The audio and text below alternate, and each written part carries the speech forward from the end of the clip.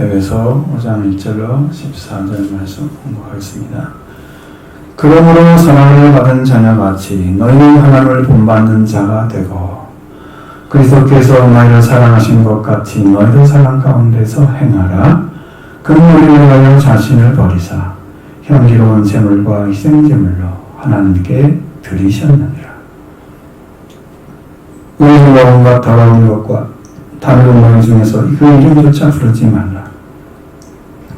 이 성도에게 마땅한 바 아니라 무치한 어리석은 말이나 희롱의 말이 마땅하지 아니하니 오히려 감사하는 말을 하라. 너희로 정의 있는 것을 알거니와 음행하는 자나 더러운 자나 탐하는 자 곧 우상 숭배자는 다 그리스도 하나님 나라에서 기업을 얻지 못하리라. 누구의 헛된 말로 너희를 속이지 못하게 하라. 이런 말로만 하나님의 진노가 불순종의 아들들에게 임하나니 그러므로 그들과 함께 하는 자가 되지 말라. 너희가 전에는 어둠이다니 이제는 주 안에서 빛이라. 빛의 자녀들처럼 행하라. 빛의 열매는 모든 착함과 의로움과 진실함에 있느니라. 진리 깊으시게 할 것이 무엇인가 시험하여 보라. 너희는 열매 없는 어둠의 일을 참여하지 말고 도리어 책망하라. 그들이 은밀에 행하는 것은 말하기도 부끄러운 것들이라. 그러나 책망을 받는 모든 것은 빛으로 말미암아 드러나나니 드러나는 것마다 빛이니라. 그러므로 이르기를 잠자는 자여 깨어서 죽은 자들 가운데서 일어나라. 그리스도께서 너에게 빛주이시라 하셨느니라. 아멘.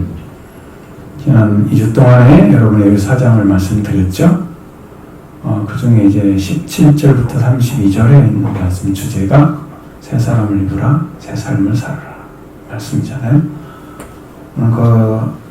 에베소 4장 1절로 32절의 말씀이 옛사람이 무엇이고 새 사람이 입는 것이 무엇인가를 기록해 놨죠. 그리고 이 말씀대로 이뤄가는 과정을 신앙으로 겪어가면 새 사람을 입는 것이 얼마나 놀라운 변화를 입는 과정인가를 분명하게 밝혀놓고 있습니다. 옛사람은 무엇이 말하냐 이방인의 삶을 말하는 거죠. 삶의 방식이 허망으로 행하는 사람들. 그러니까 여기서 즐거움이 없어요. 그들에게는. 즐거움은 오직 그 세상의 즐거움만 있는 거죠. 그러니까 그들은 헛것 갖고 보는 것이 공허함이나 헛됨 그리고 무익 목적 없음, 덧없음, 무가치함 이런 것들을 가지고 살아가는 거예요. 아무런 가치가 없어요. 인생 사는 것이. 전도서를 잘 읽어보면 헛되고 헛되니 모든 것이 헛되다 그랬죠. 근데 거기는 헛되지 않은 것이 있어요. 근데 여기 이방인들은요 헛된 것이 다 헛된 거예요. 그 허망함이 가지고 있어요. 그래서 이 사람들은 도덕적, 영적, 도덕적 이해력이 어두워지고 무지한 가운데 거하면서 마음이 완고해져서 하나님의 생명에서 떠나서 삶을 살아가는 거예요. 그리고 도덕적, 영적, 무지한 때문에 감각 없는 자가 돼요. 그렇게 돼서 자신을 방탕하게 내어져 버리는 거예요. 그래서 모든 욕망들을 그냥 기쁨으로 행하는 거야. 응? 욕망들이 기쁨이 돼. 탐하는 것이 돼. 그런 사람. 그런 자가 어떻게 돌아올 수 있겠어요? 그럴 수 없죠. 얼마나 놀라운 일. 그런데 여기 지금 여기 말씀을 배우고 돌아온 사람들에게 이렇게 얘기하잖아요. 사도 바울은 너희는 그리스도를 그렇게 배우지 않았다. 그러면서 너희는 그를 듣고 그를 믿어서 그 안에서 가르침을 받았기 때문에 너희의 즐거움의 욕망으로 썩어져 가는 구습, 다시 말하면 도덕적, 종교적으로 부패해가는 이전의 생활 방식을 따르는 옛사람을 벗어 버리라고 명령하셨습니다. 그리고 새 마음과 새 영을 받아서 하나님을 따라서 진리로부터 나온 의로움과 거룩함 안에서 창조된 새로운 사람을 입으라. 이게 새 사람 입는 방식이잖아요. 이렇게 말씀하신 거예요. 창조자 하나님께서 우리에게 주셨던 하나님의 형상을 다 잃어버려 타락을 했기 때문에 멸망에 있는 사람을 다시 창조하는 것이에요. 그래서 하나님을 따라 이렇게 나온 거죠. 다시 창조하는 거예요. 하나님 따라서 진리로부터 나온 의로움과 거룩함 안에서 창조된 새로운 사람을 입으라는 것입니다. 이렇게 새로운 사람을 입은 사람이 살아가는 방식이 25절 이하에 32절까지 들어 있었던 거예요.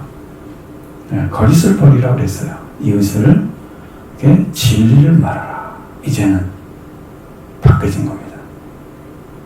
서로가 지쳐있기 때문에. 그리고 분을 내도 죄를 짓지 마. 2차적인 행동으로 들어가지 말라고. 마귀에게 기회를 주지 않기 위해서 태양이 지기 전까지는 분을 품지 말라. 화해를 하라는 거예요. 속히 사과를 하고 화해를 하라. 그걸 가지고 있으면 밤을 새고 나서 그 다음 화가 났을 때 그게 다 나와가지고 분풀이를 2배로 하는 거예요. 여러분 두고두고 그 옛말을 씹어대는 사람들 있죠? 이거 용서 안 했기 때문에 그런 거예요. 그래서 마귀가 틈을 타가지고 그걸로 계속 공격을 하는 거예요. 범죄 행위입니다. 말씀대로 순종 안 해서 하는 범죄 행위예요. 그리고 훔치는 일을 했던 사람은 다시는 훔치지 말고 도리어 소유가 결핍한 자에게 나눠줄 수 있기 위해서 자기 손들로 녹초가 되도록 수고해서 선한 것을 하라고 명령하셨습니다. 훔치는 자가 선한 것을 하는 자가 되는 거예요. 거꾸로 이제 네 번째는 쓸모없는 말을 입 밖에 내오지 말게 하라고 했습니다. 도리어 세움을 위해서 필요한 선한 말을 해서 듣는 이들에게 은혜를 부여해 줘라. 은혜를 나눠줘라 하는 것입니다. 5번째는 하나님의 성령이 고통을 가하지 말라는 거예요. 성령은 감정을 가지고 있어요. 성령의 감정을 상하게 하거나 모욕하는 말을 하면 성령이 여러분을 떠나실 수 있습니다. 그걸 소멸한다는 얘기입니다. 성경에 써 있습니다. 왜 그러지 말았냐면 여러분이 구원의 날까지 이 성령 안에서 도장을 찍어놨기 때문에요. 임체였기 때문에. 성령이 오늘 보장해줘야 구원을 받습니다. 성령이 보장이 안 된 사람들은 구원 못 받습니다. 여러분 맨 마지막에 사인이 그게 도장이잖아요. 그거 없으면 아무것도 아니죠. 그거 있으면 효력이 다 되죠. 그렇게 중요한데 무시하는 큰일입니다. 큰일입니다. 그래서 말하는 거예요. 그럼 여러분들은 잔혹함과 분노와 경노와 불부정과 헐벗는 것 모든 악의와 함께 버리고 서로 친절하게 하며 불쌍히 여기며 서로 용서하기를 하나님이 그리스도 안에서 너희를 용서한 같이 하라. 이렇게 가르쳐 줬습니다. 근데 이 말씀이 5장으로 딱 넘어가요. 근데 거기에 5장 1절에도 하나님을 본받는 자가 들어가잖아요. 그럼 4장 32절의 말씀과 연결이 되어 있는 거예요. 연결되어 있죠? 그건 작은 거예요. 이거 안 잘라야 되거든요. 하나의 내용인데 그걸 잘라가지고 넣어놨어요. 이게 지금 올바른 장수를 나눌 수 있는 능력 있는 사람이 나누는 게 아니기 때문에 그렇게 되어 있는 거예요. 오늘도 안 따르기 어렵기도 하고 내용이 길면 또 잘라야 되기 때문에 제가 잘라줘서 고맙긴 한데 역시 그래요. 자, 4장은 5장에서 또 세상의 자가 연속되고 있습니다. 1절 말씀 같이 보겠습니다. 그러므로 사랑을 받는 자녀와 같이 너희는 하나님을 본받는 자가 되고. 아멘. 자, 4장 32절을 같이 보시죠. 서로 친절하게 하며 불쌍히 여기며 서로 용서하기를 하나님 그리스도 안에서 너희를 용서함 같이 하라. 이 말씀입니다. 우리가 받아야 할 말씀이에요. 여러분, 서로 친절하게 하는 거, 서로 불쌍히 여기는 거, 서로 용서하는 거. 여러분, 이것은 우리 일상생활에 늘 접하는 일이에요. 늘 존재하는 거예요. 그런 일이 막 생기잖아요. 많이 사람 만났을 때 친절해야 되죠. 그리고 그 사람 판단하고 정죄하고 이런 거 보이지 않고 불쌍한 마음 생겨야죠. 미리 선입관 가져라면 막 이렇게 먼저 판단하고 그 마음에 어디가 서 있는 거예요? 자기가 판단자 하나님 편에 서 있는 게 아니라 마귀 편에 서 있는 거예요. 판단자로. 하나님 세운 적이 없는 자리에 서 있는 거예요. 하지 말라고, 그 자리에 쓰지 말라고. 불쌍히 여겨야 됩니다. 그 다음에 용서하라는 거예요. 저 사람에서 새로운 삶을 분명히 회복의 삶으로 보여집니다. 의로운 삶이고 겸손의 삶이고 옳은 삶입니다. 당연히 사람이 가지고 있는 삶을 살아가라는 것입니다. 서로 친절하게 하는 것이고 서로 불쌍히 여기는 것이고 서로 용서하는 것입니다. 어떻게 용서하라고 했을까요? 이 말씀에는 하나님께서 그리스도 안에서 너희를 용서한 같이 하라고 했습니다. 그럼 그리스도 안에 들어오면 용서 안 할 수가 없죠? 다 용서가 되는 거예요. 그리스도 안. 하나님도 스스로 용서할 수 있어요. 그분이 하나님이 이제 인간 되시 오셨기 때문에 이제 그리스도란 말을 사용하시죠. 그래도 하나님도 여전히 구약에서는 용서하시는 분으로 나타났어요. 그런데 속죄를 하기 위해서 피를 흘릴 분이 그리스도잖아요. 이 땅에 보내셔서 그렇기 때문에 그리스도 안에서 용서함을 말씀하시는 거죠. 능력으로서 이루신 게 아니야. 하나님의 사랑을 완전하게 나타나셔서 용서하려고 보내신 분이 그리스도이기 때문에 그리스도 안에서 용서한 것 같이 용서하라. 너희는 사랑을 받는 자녀잖아. 그러니까 그리스도 안에 너희를 용서해 주었지 너희도 용서해 줘. 이게 하나님을 본받는 거예요. 용서하는 삶이 하나님을 본받는 삶이다. 용서하는 삶. 이렇게 마음을 여러분 심령에 가져가시면 사람을 봤을 때 내가 용서할 수 있는 사람이 아닌데 나를 용서하셨어. 그러니까 하나님께 나를 용서하셨네. 나도 용서해야지. 이렇게 바뀌는 거예요. 우리는 하나님의 사랑을 입은 자이기 때문에 그래서 용서할 수 있습니다. 이렇게 하나님의 아들은 하나님을 본받는 자가 되라고 말씀하십니다. 우리가 말씀을 많이 들었을 때 왜 하나님 나라에 들어가는 자들을 아들이라고 자꾸 부르는가? 딸들은 서운하게 그랬더니 그게 아니었어요. 한 가지 알게 된 것은 아들들만 상속자가 되는 거예요. 땅에서. 그래서 아들이 들어가야 하늘에서도 상을 받는 거예요. 그래서 아들이라고 부르는 거야. 딸이 없어서 그런 게 아니고, 알겠죠? 무슨 말인지? 상속자를 위해서 아들이라고 부르는 거예요. 서운하지 마십시오. 그런 의미가 아니기 때문에. 자, 그리고 또한 그리스도께서는 너희를 사랑하신, 그리스도께서 너희를 사랑한 것 같이 사랑 가운데 행하라고 명령하셨습니다. 2절 말씀 봅니다. 그리스도께서 너희를 사랑한 것 같이 너희로 사랑 가운데서 행하라. 이는 우리를 위하여 자신을 버리사 향기로운 제물과 희생 제물로 하나님께 드리셨느니라. 아멘. 우리를 사랑하셨다고 하는데 하나님께 자신을 드렸대요.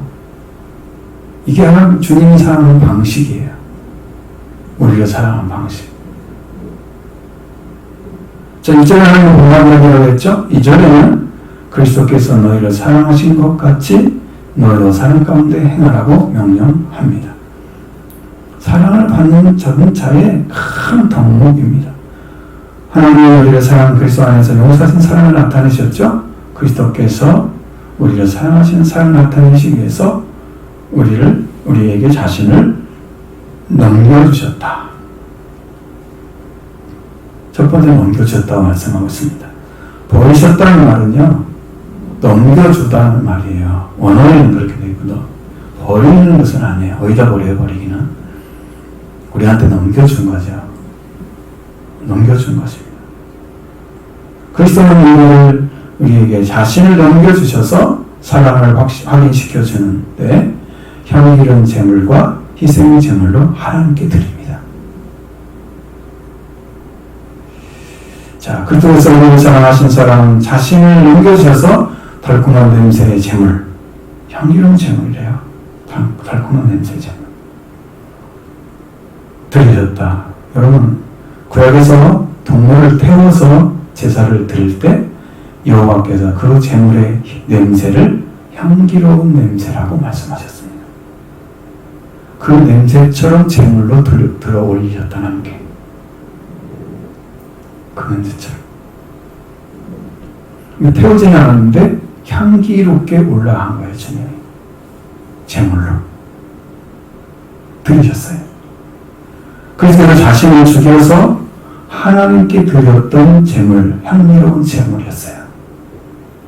하나님이 받으신 달콤한 제물이었어요. 구약의 모든 제사를 다 합쳐서 완전하게 드린 제물이었어요. 향기로운 제물입니다. 그 다음에 희생제물로 드렸습니다. 죄를 위해 죽으신 그리스도를 비유적으로 말할 때 희생제물이라고 합니다. 다른 게 아니고 또 있는 게 아니고, 그래서 우리가 아직 없었을 때인데 그리스도께서 우리를 위해서 죽음을 통해서 우리를 대신 죽으셔야만 우리가 살 수 있다는 것을 아셨기 때문에 희생제물로 하나님께 드리셨어요. 그것이 우리를 사랑하는 방식이에요. 그리스도께서. 우리가 직접적인 관계가 없는 것 같죠? 사랑을 나타내시면 나한테 직접 오셔야지. 왜 하나님께만 드리셨을까? 그래. 그걸 우리가 못 느끼잖아요. 그러니까 그리스도의 이루신 은혜를 잊기 위해서 회개의 길을 열어서 그걸 믿음으로 받아서 여러분 안에 이루어져야 알 수가 있어요. 그 사랑을 알 수가 있는 거죠. 그 은혜도 알 수가 있고 그 능력도 체험하게 됩니다.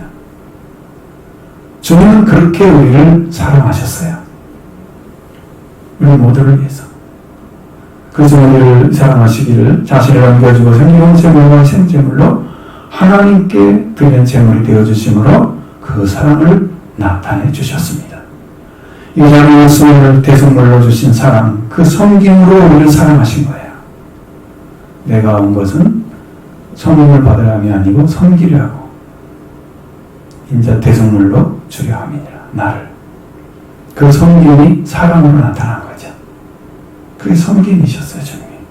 우리 가장 근원적인 문제, 죄의 문제를 해결해 주셔서 하나님의 사랑받는 자녀의 자리를 부활시키기 위해서 그리스도께서 이런 방식으로 우리를 사랑하셨다는 거예요. 그러니까 우리는 어떻게 해요? 우리도 사랑해야죠. 그리스도께서 우리 사랑 안에서 우리를 사랑하신 것처럼 우리도 서로 사랑 안에 행하는 것입니다. 어떻게 해야 될까요? 그리스도께서 자신의 것을 하나님께 드림으로 사랑하심으로 인해서 우리가 어떻게 됐습니까? 하나님과 올바른 관계에 돌아오게 됐잖아요. 그렇게 만드셨죠? 우리가 예수님을 들어오면 올바른 관계 안에 돌아옵니다. 그런 올바른 관계에 선 사람들이 세워져서 이끌어가는 교회가 우리 교회인 거죠. 올바른 관계가 이끌어가는 교회. 이런 오랜 세월 동안 여러분이 이제 이해를 하시는지 몰라했어. 언제부터 얘기를 했는데 그 얘기를 똑같이 귀에 안 들렸던 거예요. 그 자리에 세워지기를 원합니다, 여러분들이. 그래서 그리스도가 우리를 사랑하신 그 사랑을 위하여 끊어진 관계를 회복하는 목적이 있으셨다 하는 거예요. 우리를 그런 자리에 세워서 하나님 관계를 회복시켜 주는 것이 예수님의 사랑이셨다 하는 것입니다.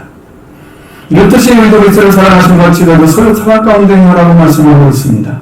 이 말씀을 우리가 또 가난히 약한 자리에 있는 자, 부족한 자, 이런 사람들을 위해서 자신을 내어주고 예수님의 피를 발라준 회개를 통해서 살리는 자가 되는 일을 하는 것. 이것이 우리가 그리스도 안에 사랑을 행하는 것입니다. 약한 자가 보이는, 우리가 죄인이기 때문에 주님을 이렇게 하신 거잖아요. 그럼 여러분 죄인을 죄인이라고 판단하고 내치는 게 아니고 그를 대신해서 피를 발라주고 회개해서 그를 살리는 자가 되는 거죠. 그게 그리스도의 사랑을 여러분이 입은 자의 삶이에요. 그렇게 사시기 바랍니다. 그렇게 살아가야 합니다. 한 생명 한 생명에서는 눈물을 흘리기도 하셔야 됩니다. 그렇지 않으면 멸망받아도 괜찮다고 또 아두는 것 똑같아요. 우리가 얼마나 무책임한지 몰라요. 나는 구원받아도 되고 저 사람은 안 받아도 상관없어. 개인주의 사랑이 신앙이죠. 하나님은 모든 자녀를 사랑하고 계십니다. 심지어 불신자들도 사랑하신다고 내가 알았어요. 어떤 유튜브를 통해서 알았어요. 그건 과학적 증거를 통해서 알게 된 거예요. 그냥 여러분 무슨 어떤 사람이 듣고 얘기하더라 그런 것이 아니고 나중에 여러분 필요하면 제가 말씀드릴게요. 그런 얘기 보면 다 놀라운 은혜가 하나님 은혜로 가득 채워져 있구나 세상이. 하나님 안 계신 것 없이 다 계시면서 불신자의 삶도 다 보고 계시는구나. 저는 그걸 알았어요. 우리 믿는 자만 보시는 게 아니었어요. 너무너무 놀랐어요. 그거 보고요. 불신자의 삶을 무시하지 마십시오. 그 중에 하나님 일을 하고 있는지를 모릅니다. 그건 너무 놀랐어요. 깜짝 놀랐습니다. 자, 이렇게 행하는 여러분 되기 바랍니다. 앞에 말씀드린 것처럼. 그리고 우리의 영광과 음악과 우리의 언어를 조심하는 이유를 말씀해 주셨습니다. 3절로 4절의 말씀입니다. 음행과 온갖 더러운 것과 탐욕은 너희 중에서 그 이름조차 부르지 말라. 이는 성도에게 마땅한 바니라. 누추함과 어리석은 말이나 희롱의 말이 마땅지 아니하니 오히려 감사하는 말을 하라. 아멘. 말씀에 집중해야 됩니다. 온갖 음행과 온갖 더러운 말과 탐욕, 그것을 너희 중에서는 그 이름조차 부르지 말라고 명령하셨습니다. 음행은 간음을 가리킨 겁니다. 온갖 더러운 것은요, 윤리적, 종교적으로 추한 모든 행위를 포함하고 있습니다. 그러니까 여러분 이것이 폭이 넓어요. 그래서 더러운 것이라고, 온갖 더러운 것이라고 그렇게 포함시켜 놓은 거예요. 윤리적, 종교적으로 추한 모든 행위. 종교에서도 하는 게 많잖아요. 더러운 행위들 많죠. 탐욕은 여기서 단순한 뭘 가지고 싶어하는 욕심 이런 거 아니고요. 끊임없이 성적인 쾌락을 추구하는 것을 말하는 거예요. 여기서 말하는 탐욕은 다른 거예요. 에베소 지방에서는 이러한 일들이 일반화되어 있는 일이었어요. 인구가 한 30만 명 됐대. 그 당시에는 아마 3대 도시가 돼. 로마의 3대 도시. 그렇게 번창했던 곳이고, 얼마 가면은 거기에 항구도 있고 그래서 아주 대단히 발달했고 유흥도 많았고 아베니 신전이 있었던 그 성천이 있었다고 그랬죠. 타락한 도시. 그러니까 이런 말 자체가 흔한 말이었어요. 그 말조차도 하지 말라고. 그 일반화된 사람들은 그런 말을 매일 듣고 사는 거예요. 매일 하고 살고. 하나님 말을 통해서 에베소 성도들에게, 오늘 우리 성도들에게 이런 것은 이름조차 부르지 말라고 경고하고 있습니다. 우리에서 말하는 것은 마음에 가득한 것을 말하기 때문입니다. 죄를 말하는 것은 더러운 영의 역사 가운데 있는 것입니다. 사탄이 우리의 마음이나 생각을 조정한다는 것을 아는 사람은 그리 많지 않습니다. 저도 잘 몰랐던 것이거든요. 요한계시록 2장 24절에 보면 주님께서 이렇게 말씀하시는 거예요. 두 하나에 남아있는 이 교훈을 받지 아니하고 소위 사탄이 깊은 것을 알지 못하는 너희에게 말하나니 다른 짐으로 너희에게 지울 것이 없노라. 사탄의 깊은 것을 알지 못한대요. 여러분, 그러면 이 사람들이 하는 것이 하나님의 일인지 사탄의 일인지 구분할 수 없는 영적 분별이 안 된다면 하나님과 관계없는 일도 많이 하게 될 것입니다. 사탄의 깊은 것을 아는 사람도 그리 많지 않습니다. 사람을 대할 때 사탄은 변장술이 또 능하고 변신수도 능하고 인간의 마음과 생각을 조정하는 존재라는 것을 아는 분도 그렇게 많지 않습니다. 몰라요. 이 사탄의 역사라 그러면 무슨 사탄의 역사냐고 내 생각이라고 그러는데 그게 바로 사탄의 역사인 것을 모르는 거예요. 저는 이게 보이거든요. 지금은 이제 구분이 딱 됩니다. 제 마음에서 와서 그런 일을 하려고 할 때, 아, 이거 너 사탄이구나. 바로 합니다. 근데 그걸 못 깨닫는 사람들은 누가 사탄의 역사냐고 그렇게 반박하죠.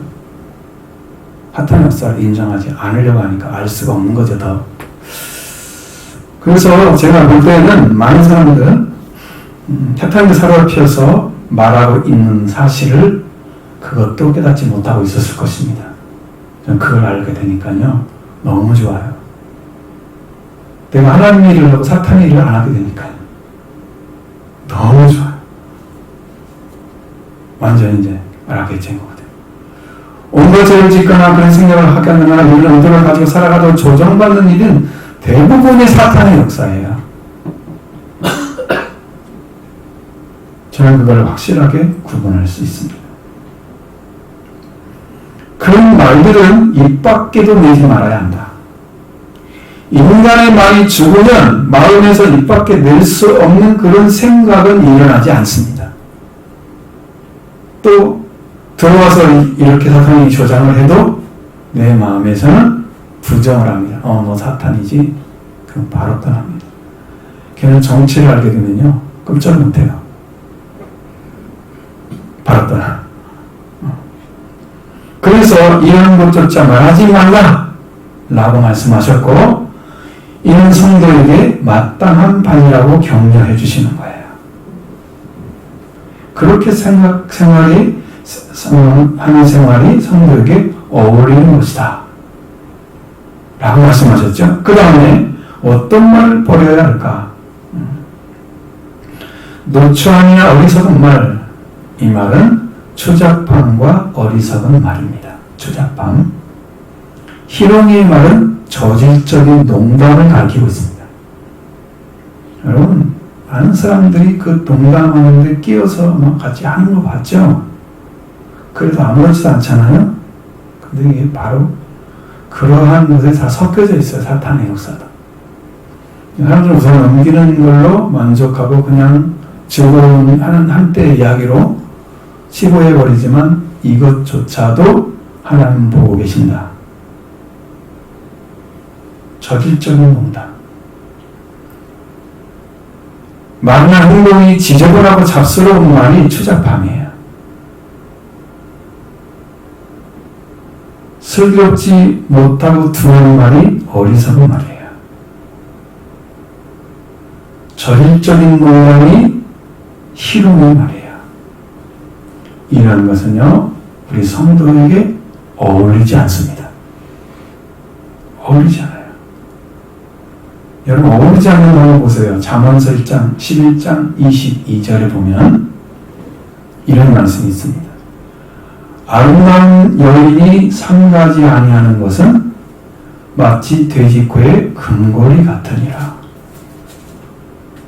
이런 말씀이 있습니다.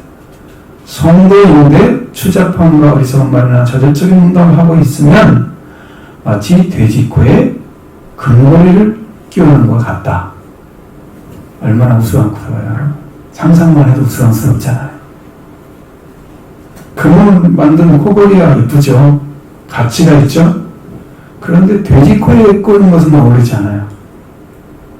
가치 있는 것이 가치 없는 곳에 아무런 의미 없이 쓰임받고 있는 거예요. 여러분의 말, 이 거룩한 말을 할 수 있는 입이 아무 데나 쓰임받고 있는 거예요. 어울리지 않죠? 그렇습니다. 이렇게 어울리지 않는 삶을 살아가지 말아야 된다 하는 것입니다. 마땅히 있어야 할 말도 있고 해야 할 말도 있고 적절한 말이 분명히 있습니다. 그런 말이 아는 말이 입 밖으로 나게 되면 우리의 생각이요, 그 말하는 동시에 바로 어그러집니다. 내가 무슨 말했지? 술 담을 수가 없어요. 그래서 그런 말 하지 말고 감사하는 말을 해라. 감사한 말을 해라. 감사하는 말은요, 위대한 신앙 고백입니다. 하나님을 영화롭게 합니다. 시편 50편 23절에 감사로 제사를 드리는 자는 나를 영화롭게 하나니. 얼마나 놀라운 것인지 몰라요. 저는요, 예수를 잘 믿고 있는 사람 입에서는 다 감사의 말만 나온 걸 봤어요. 여러분, 감사의 말을 입에 달고 살아야 되는데 그렇게 하나요? 못하나요? 참, 이것도 감사하다. 좀 많은 건데 이것도 감사하다. 이것도 감사하다. 이것도 감사하다. 계속 감사를 하는 거예요. 누가 들으시겠어요? 하나님 들으십니다. 그 제사가 하나님을 영화롭게 하는 거예요.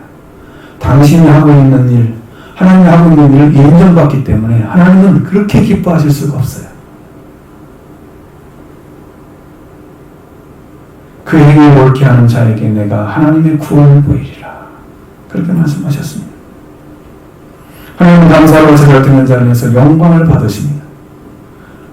우리에게 감사하는 것을 하는 것은 늘 감사한 일이 더 많게 해주십니다. 그럼 반대로 해보시오. 수줍한 말이나 서리스러운 말이나 저질적인 농담은 적합하지 않습니다. 감사한 말과 좀 반대말이죠. 그러면 우리가 감사한 말로 다 바꿔서 이런 세상을 바라보고 살게 되면 우리는 영적으로 회복되고 회복의 길을 걷게 되는 것입니다. 그러면 우리 삶이 점점 더 나아져요. 영적 회복이 일어나요. 그 복을 받으셔야 됩니다. 이어서 그리스도와 하나님 나라의 기업을 얻지 못하는 자들이 되지 말라고 말씀해 주신 것을 보게 됩니다. 5절 보십시오. 너희도 정녕 이것을 알거니와 음행하는 자나 더러운 자나 탐하는 자 곧 우상 숭배자는 다 그리스도와 하나님 나라에서 기업을 얻지 못하리라. 아멘. 자, 이 말씀 이렇게 되어 있어요. 너희는 이것을 아느니라. 가는 자나 부정한 자나 탐하는 자.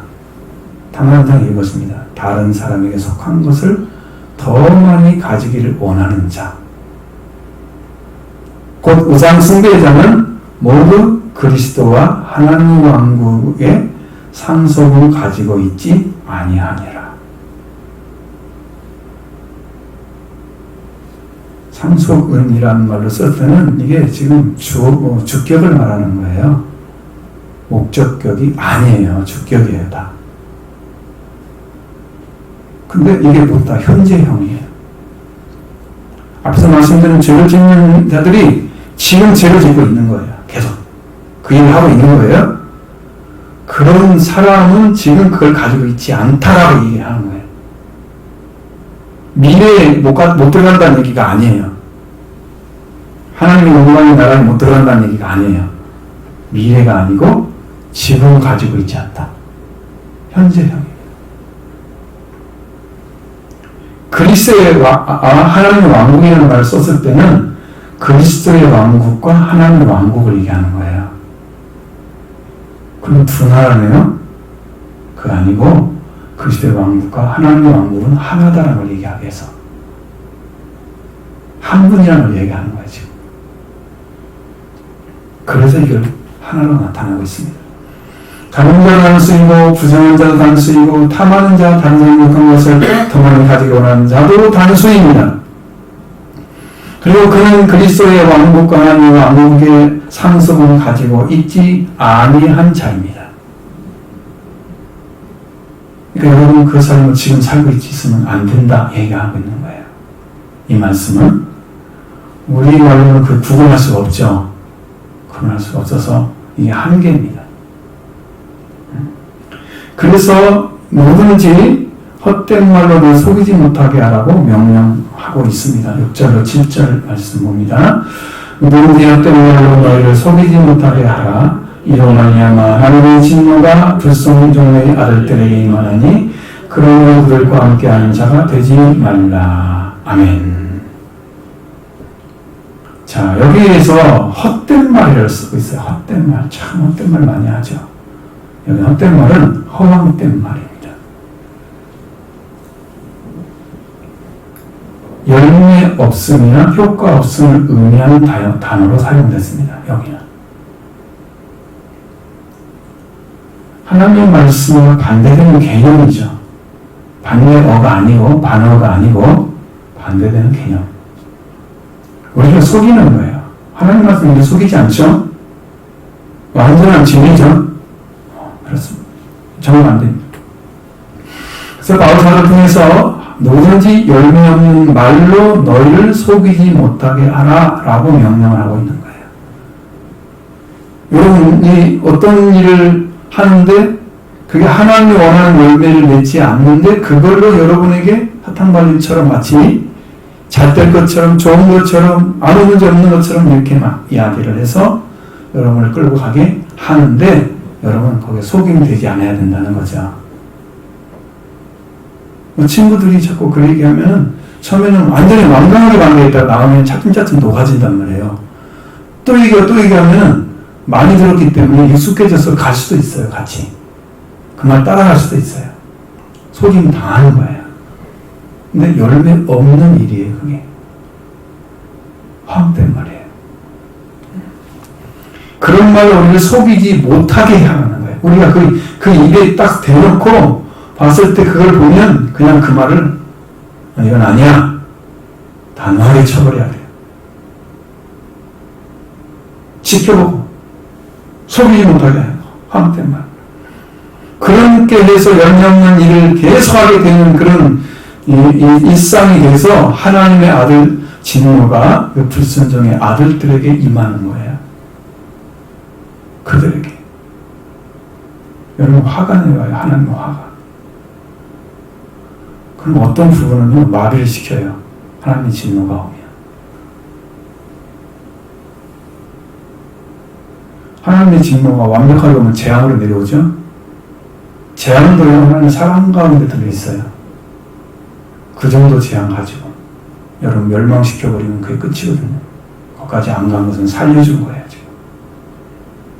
세 번째까지 안 두면 내리치는 거죠. 지금 불순종의 아들들 가운데는 그런 일이 벌어져요. 내려와요. 하나님의 진노 내려와요. 이것은 이교에 속한 말입니다. 그들의 생활은 이런 말이 들어왔기 때문에 헛된 말을 해도 열매 없는 말을 해도 죄책감이나 양심에 꺼려하지 않는 자들입니다.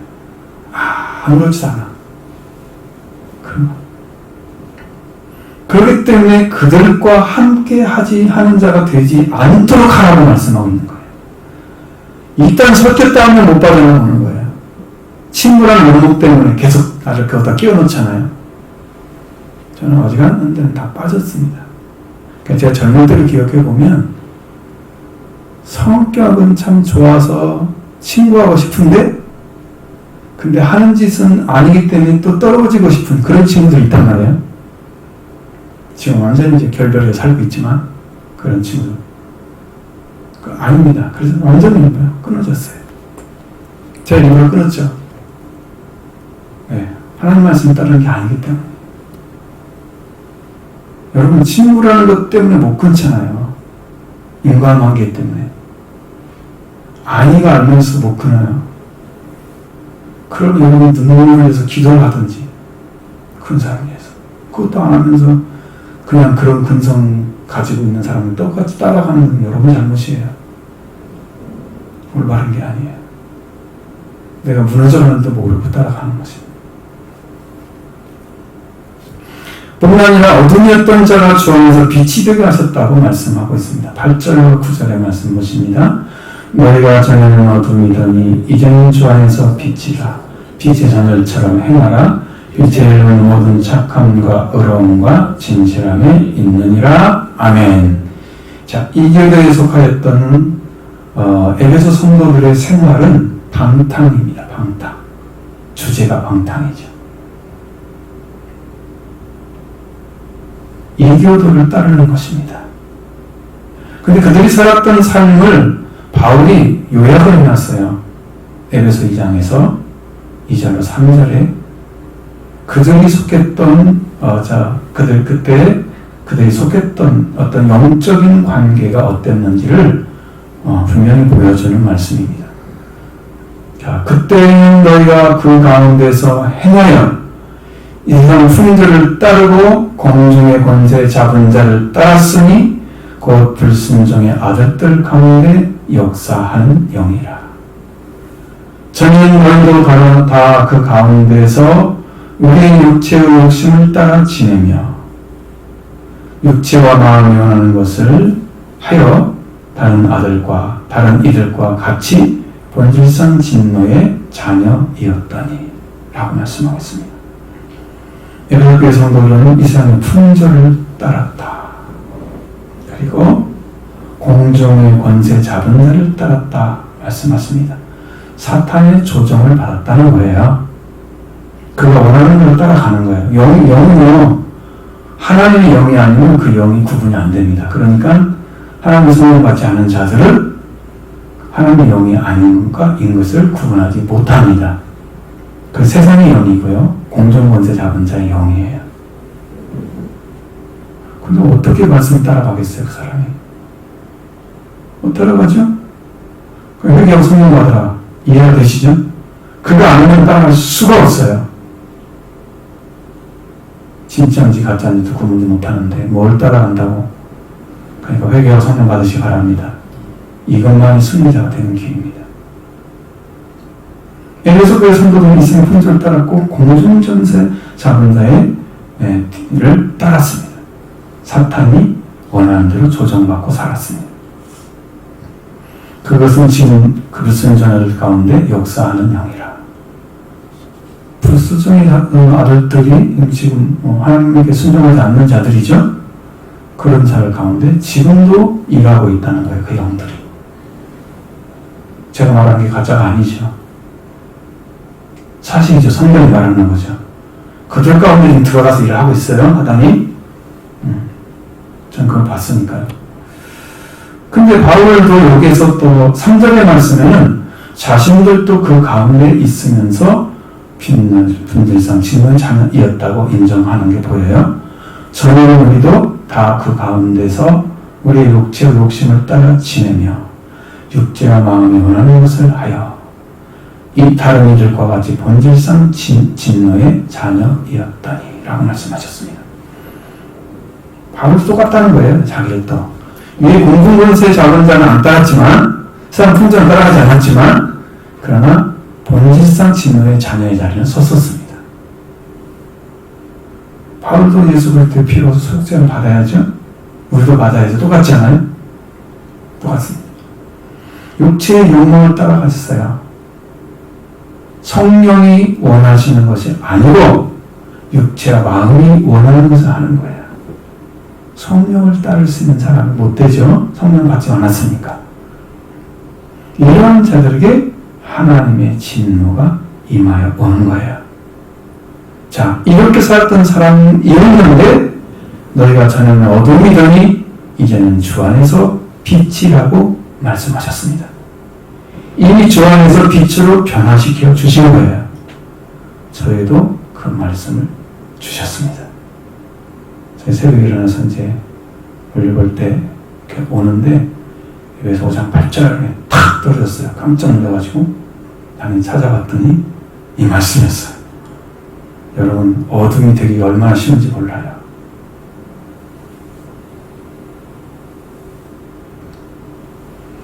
하나님의 인도 안 맞고요. 사탄의 역사 가운데서 그냥 내방쳐두는 신앙. 하나님의 인도만 받기 위해서 정말 목숨 걸고 말씀을 지켜야 되는데 그냥 내방쳐두고 신앙생활도 하고 말씀도 따르면서 또 세상 생활을 그냥 그대로 하는 삶은 그런 삶에는 이런 사탄이 어둠으로 만들어버립니다. 여러분들. 모르시죠? 어둠입니다. 내가 다 믿고 있으니까 그럴 일은 없어. 아닙니다. 어둠입니다. 그래서 하나님은 주 안에서 빛이라고 말씀하시고 빛의 자녀처럼 행하라고 명령하시는 거예요. 자, 여러분 보십시오. 내가 우리의 생활을 살펴보면 알 수가 있는 게 내가 회개로 들어가기 전에는 어둠인 것조차도 모릅니다. 실제로.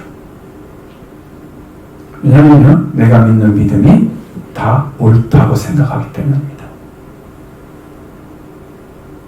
회개를 하지 않아서 그런 거예요. 자신이 얼마나 그랬더니 믿고 있는 것조차도 알 수가 없어요.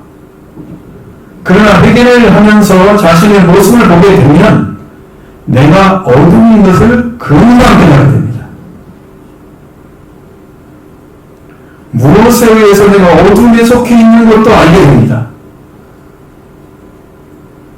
아니, 이런 것도 모르면서 어떻게 어둠에서 빛으로 올 수 있어요? 이거 회개해야 되죠. 회개하셔야 됩니다. 반드시 해야 됩니다. 적당히 신앙생활 이렇게 하면 여러분 발전이 전혀 없어요. 무엇에 의해서 어둠인지를 몰라요, 자신이. 그걸 찾아내게 되면 이제는 본질적인 회개가 이루어지는 거예요. 그러면서 세례 요한이 외쳤던 물세례를 받게 되는 거예요, 영어로. 그러면 예수님이 오시고 속죄와 부활이 이루어지는 거예요.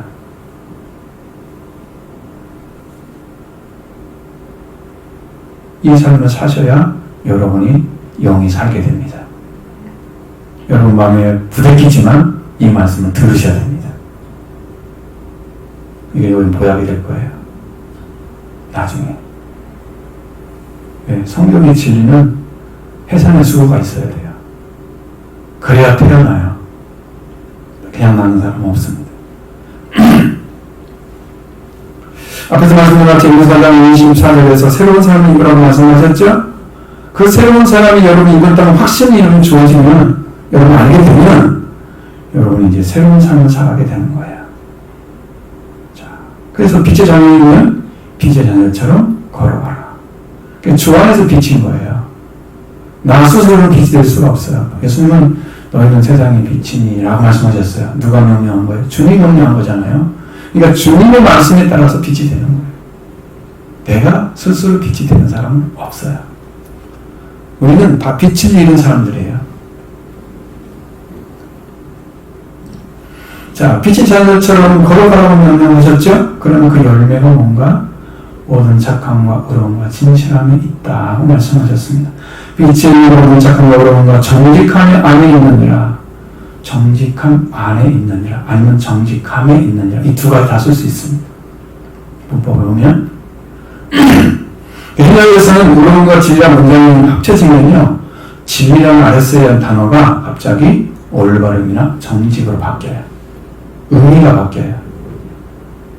의로움과 합쳐지면. 근데 여기는 분명히 정직함입니다. 진실함이 아니고 정직함입니다. 선한 우리의 착한 현실을 나타내고 있습니다. 의로움은 불을 떠나서 의를 찾은 자의 삶을 살아가는 것입니다. 빛의 열매는 선함과 의로움과 정직함 안에 있습니다. 정직은 거짓이나 호식이 없이 마음이 바르고 곧다 뜻입니다. 사람들에게도 하나님을 향해서도 말씀을 향해서 정직하게 대하면 영적인 이해력이 돌아옵니다. 말씀을 정직하게 보세요. 여러분 신령에서 어떻게 하나님 말씀 앞에 올바로 설 수 있을까? 그 말씀 따를 수 있을까? 한번 사보세요. 그 마음 가지면 말씀이 보이기 시작해요. 어떻게 말씀에 순종하지 내가? 찾으면 보여주세요. 이해력이 돌아오는 거예요. 그러면 사람을 대하는 태도로 바뀝니다. 하나님은 진정한 사랑을 찾아주십니다. 이게 빛의 열매는 주 안에서 빛인 우리가 행하는 진리의 말씀입니다. 할렐루야. 말씀도 살기 원합니다. 그러면서 주 안에서 주님을 기쁘시게 할 것이 무엇인가를 시험하여 보라고 명령해 주셨습니다. 10절과 13절 줍니다. 저를 기쁘시게 할 것이 무엇인가 시험하여 보라. 너의 열매 없는 어둠의 일을 참여하지 말고 도리어 책망하라. 그들의 은밀히 행하는 것들은 말하기 부끄러운 것들이라. 그러나 책망을 받는 모든 것은 빛으로 말미암아 드러나나니 드러나는 것마다 빛이니라. 아멘. 자, 주님께서 주님에게 기쁘게 할 것이 무엇인가 시험해보라. 여러분, 열매 없는 일, 허황된 말을 듣고 나서 따라가는 사람, 이것이 아니고 복음을 붙잡고 살아가는 거예요. 복음을 붙잡고 살아가는 거. 복음에 참여하는 사람들. 어떻게든 나는 속죄와 부활을 입어야 돼. 이 목적이야. 이거 없으면 나는 그냥 완전 제로 상태의 영으로. 신앙생활 많이 쌓여져 있는 게 아니야. 이 구원이 안 되면 예수님 속죄가 오지 않으면 우리는 아무것도 아니야. 그걸 알고 있다면 복음에 참여하는 자가 되는 거예요. 주님은 돌아오는 자가 의인보다 한 마리의 양을 찾아서 99마리의 양보다 한 마리의 양을 찾는 걸 더 기뻐하셨어요. 회개하는 자는 천국에서 인자와 천사들 앞에 기쁨이 되느니라. 회개가 최고의 주님의 기쁨입니다. 그러니까 말씀을 붙잡고 여러분 돌아오세요. 여러분 힘을 할 수 없잖아요. 그러니까 말씀을 붙잡으면 주님이 하십니다. 여러분이 하려고 하면 실패합니다. 말씀을 붙잡으면 성공합니다. 예. 주님이 약속하신 것이니까 그걸 붙잡으니까 주님이 그걸 기억하시고 우리를 인도해 주시는 거예요. 조금 시간이 걸릴지 모르지만 반드시 승리합니다. 그걸 그러셔야 됩니다. 그리고 주님께 의롭을 받고 의를 행하는 삶으로 살아가는 거예요. 죄를 따르지 않고 의로운 말씀을 따르는 거예요. 여러분 안 따르기 싫어. 죄를 따르시오. 내가 의를 따르는 거죠. 주님을 기쁘시게 하는 일을 위해서 오로지 하나님께 돌아오는 자가 되는 거죠. 회개하는 자. 주님을 기쁘시게 하니까 여러분도 시험해 보시기 바랍니다. 기도를 하십시오. 해보지 말아요. 하나님 뭘 기뻐하시는지 그냥 할 수 있어요.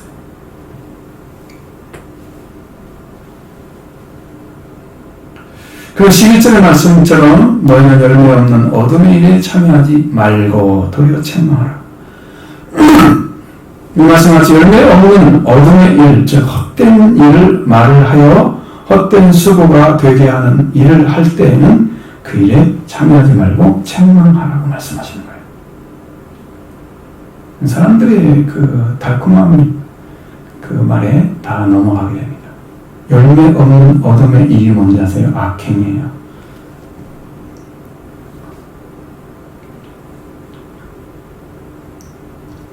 악행하는 거예요.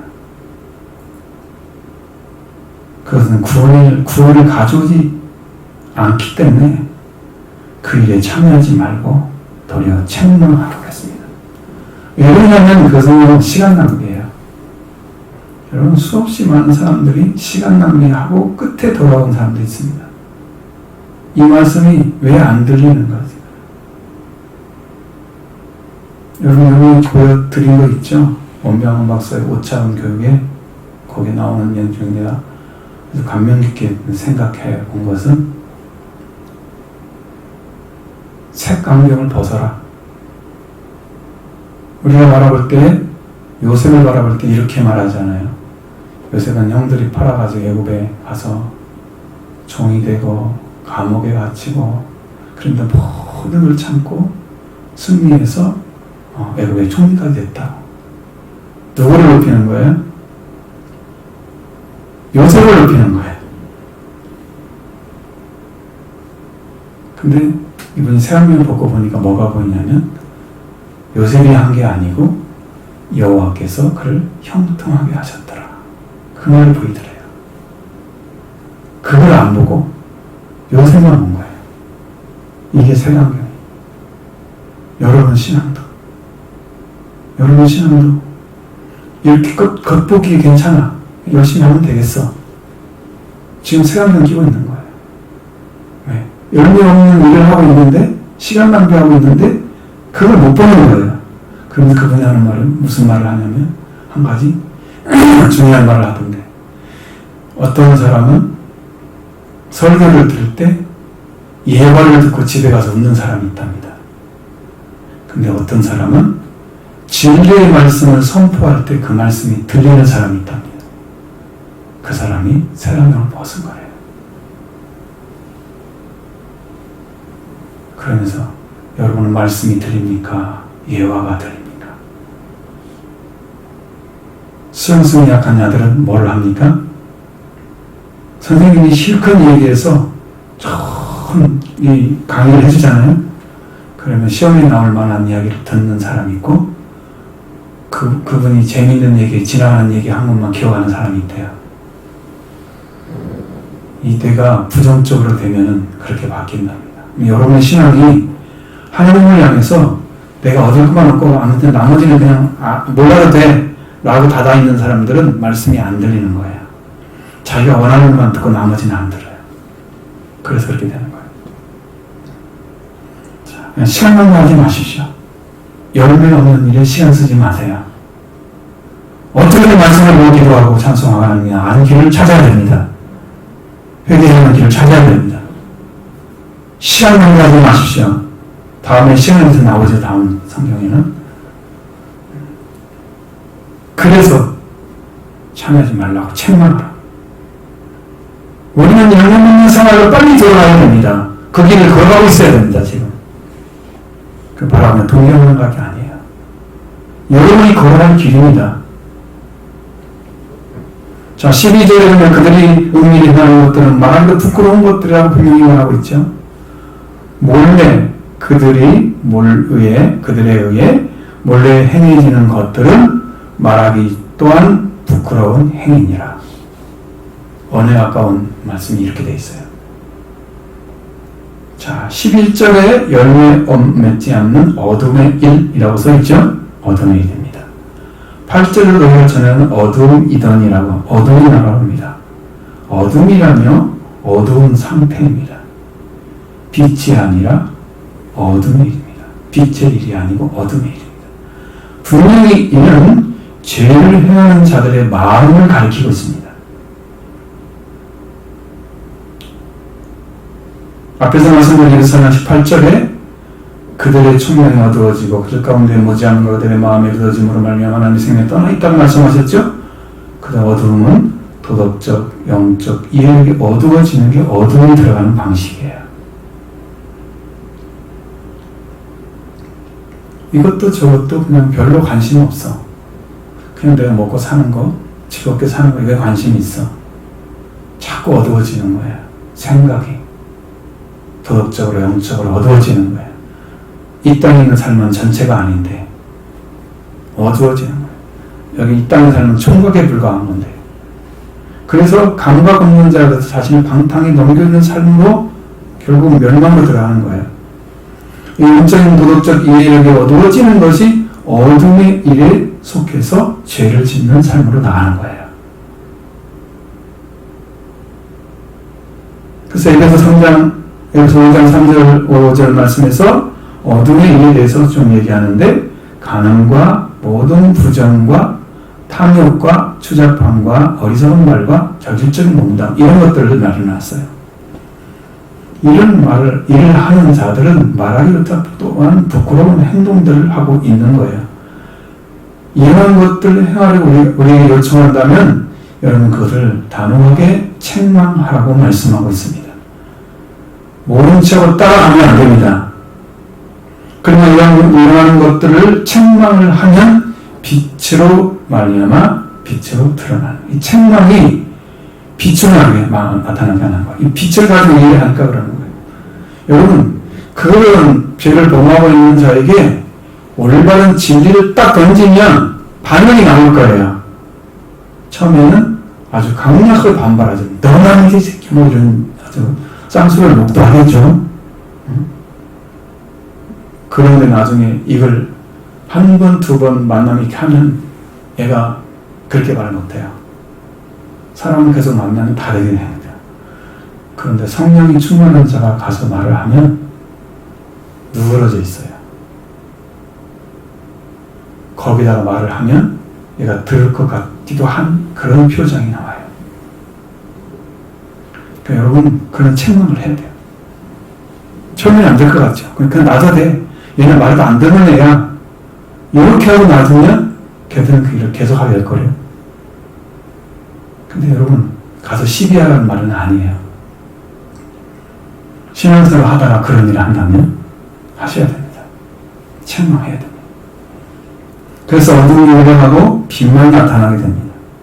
이렇게 하셔야 됩니다. 이렇게 하는 일은 어둠의 일, 말하기도 부끄러운 일을 우리에게 요청한다면 단호하게 책망을 하라고 말씀하고 있는 거예요. 근데 마지막으로 초대교회에서 세례식의 찬송을 인용해 놨습니다. 14절 말씀 보십니다. 그러므로 여기를 잠자는 자여 깨어서 죽은 자들 가운데서 일어나라. 그리스도께서 나에게 비추시라 하셨느니라. 아멘. 이 잠자는 자는요, 그리스도를 영접하기 이전 어둠에 속한 것에 대해서 말하고 있습니다. 그 사람에 대해서. 어둠에 속해 있는 자는 영으로 잠자고 있는 자예요. 그는 육체의 생활을 중심으로 살아가고 있는 자를 가리킵니다. 잠자는 자예요. 그럼 깨어서라는 말이에요. 영적 부활을 가리키는 말이에요.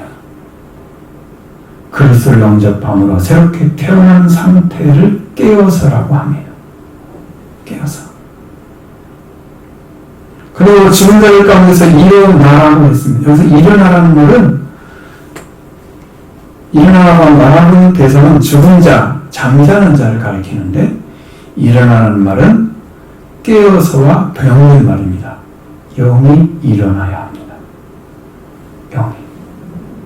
죽은 자들이 살아가는 것을 일어나는 말로, 살아나는 것을 일어나라는 말로 바꿀 수가 있습니다. 여러분, 그 킹제임스 성경에는요, 우리는 다시 살아나셨느니라 그렇게 써 있는데, 킹제임스 성경에서 흠령을 보면은 그가 일어나셨느니라. 분명히 그렇게 써 있어요. 근데 원어로 보면 일어나라는 말로 돼 있어요, 대부분이. 근데 우리나라는 외에도 살아났다고만 써 있어요. 그게 훨씬 살갗이 닿는 느낌이죠. 언어가 일어났다는 말보다. 분명히 일어나야 됩니다. 죽은 자들이 살아나는 것을 일어나라 라는 말로 바꿀 수 있는데, 이렇게 죽은 자들, 잠자는 자들에게 그리스도께서 내게 빛이시리라 라고 말씀하셨다. 빛이시라는 말은 천체, 즉 해와 달이나 떠서 빛을 발하는 것을 말하는 거예요. 비그리스도인에게 어두운 잠에서 깨어나 생명의 빛으로 들어가게 가서 새로운 생명을 탄생하게 하는 것을 말씀해 주고 있습니다. 이렇게 새로운 생명은 누구에게 태어나느냐? 그리스도 빛으로 말미암아 태어나는 거예요. 그럼 예수님은 누구라고 그랬어요? 예수님은 참빛이라고 말씀하고 있습니다. 요한복음 1장에서 빛입니다. 빛으로 여러분을 살립니다. 생명의 빛입니다. 그래서 어둠에 다니지 않습니다. 다 부활시킵니다. 아들과 왕으로 부활시킵니다. 그 빛을 비춰주는 거예요. 그리스도께서. 부활에 비친 거죠. 그래서 이 빛으로 생명을 얻은 자의 새로운 삶을 찾아서 살아가라고 명령해 주신 것입니다. 그러니까 여러분, 이 말씀을 들으면서 여러분이 버려야 할 것이 무엇인지 찾아줬으면, 그 중에 하나로 붙들어졌으면 지키시기 바랍니다. 말씀을 지키면 하나님이 책임지십니다. 말씀을 안 지키면 여러분 인생을 책임져야 됩니다.